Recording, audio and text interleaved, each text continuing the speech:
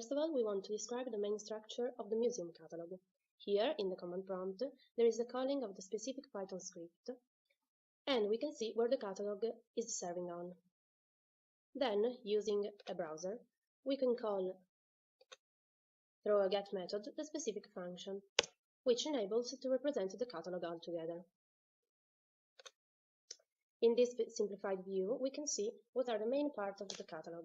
Of course, there are information about the museum, such as the museum ID and the museum token, that is related to the Telegram bot of the museum.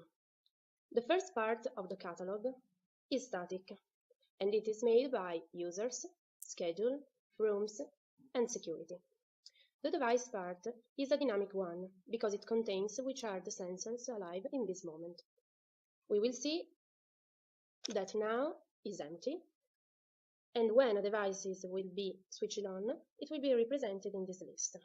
The catalog is also able to monitor which are the devices that are not still alive, thanks to a software that manages this part of it. In details, we will see users. This part represents the link between a visitor, described by its Telegram ID, and the beacon that he has during all the visit in the museum.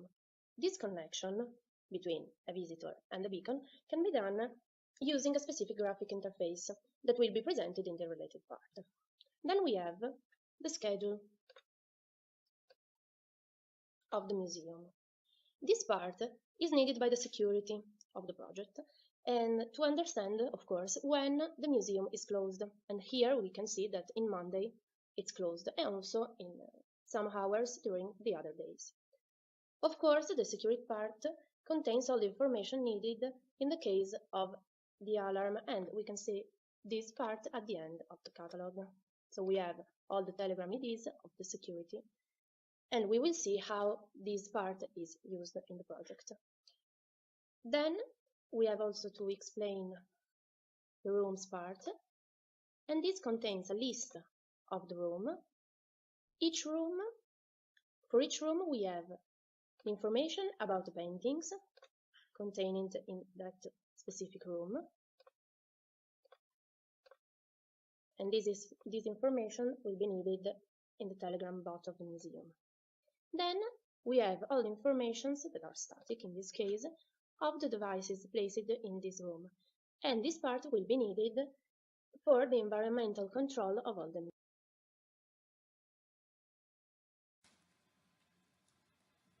In the Raspberry located in each room is loaded a sniffer Bluetooth software. It publishes Telegram IDs of new visitors and the specific room where they enter. This program subscribes to the new entries of each room, and when it detects a visitor entering a specific room, it sends a Telegram message.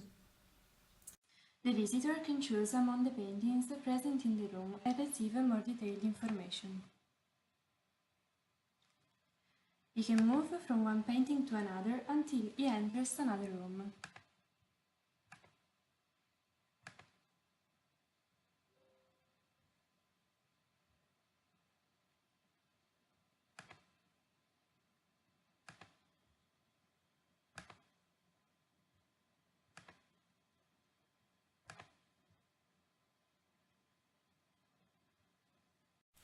If now the visitor enters in a different room, we can see that painting's information changes.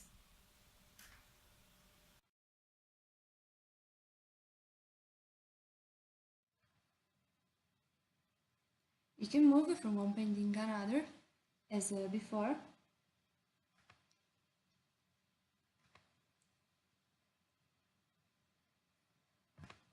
And choose the information he prefers.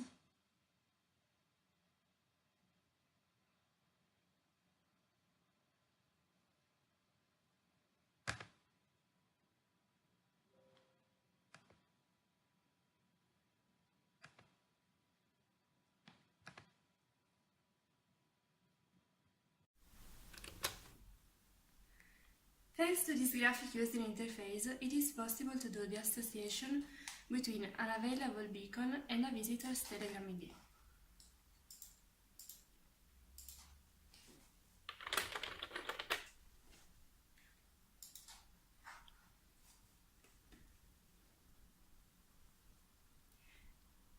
can see the catalog changes from null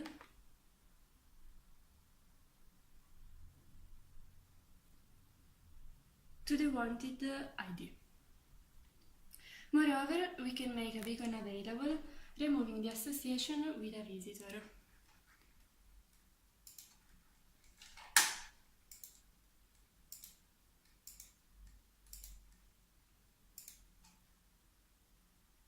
In the catalog, the Telegram ID will be set to null.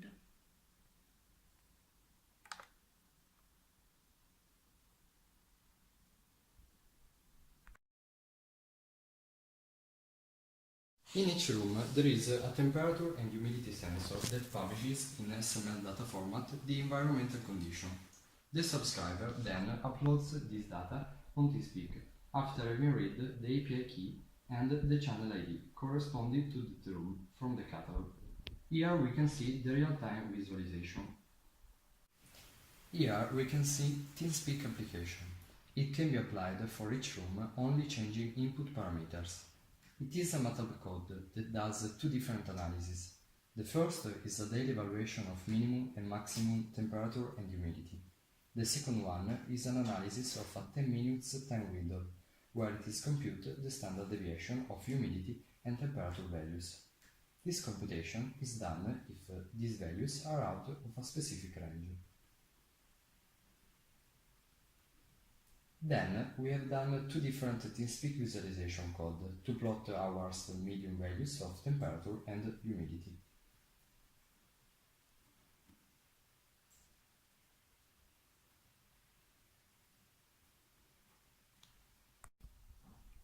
We can visualize our results thanks to a Freeboard platform. For each room, we can see a real-time plot for temperature and another one for humidity. On the left of the dashboard, we show the last value for each parameter.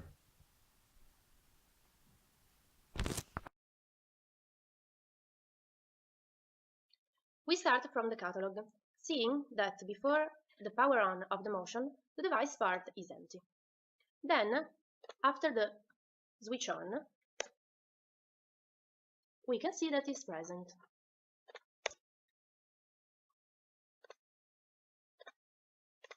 This is the sensor that we are analyzing.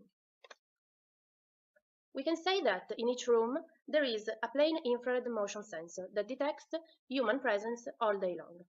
It publishes, as we can see, in a SML data format, the ID of the sensor, the time, and the value. Then we have another Python script working in parallel, publishing the museum status 0 if it's open, 1 if it's closed, according to the schedule in the catalog, the one described before.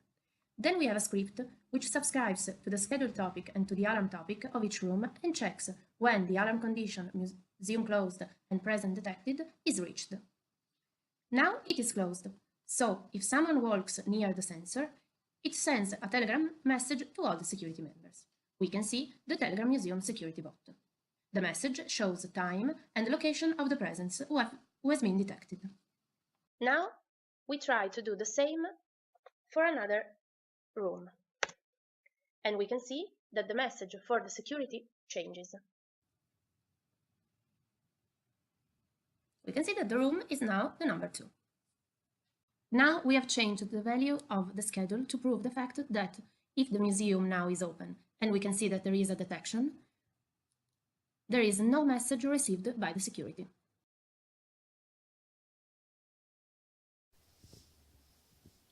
We developed this IoT project in a microservices approach in order to have scalability and maintainability properties.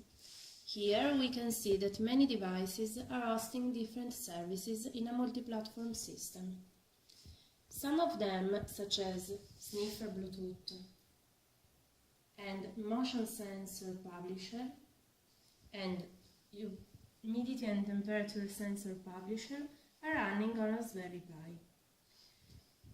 On the other hand, Time Publisher and subscribers are working on different platforms.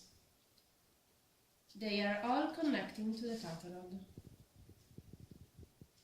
We can see that now the motion sensor does not send messages to the security because the museum is open.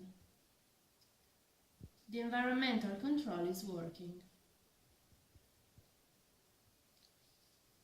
There is a person in the room that is looking to some pictures.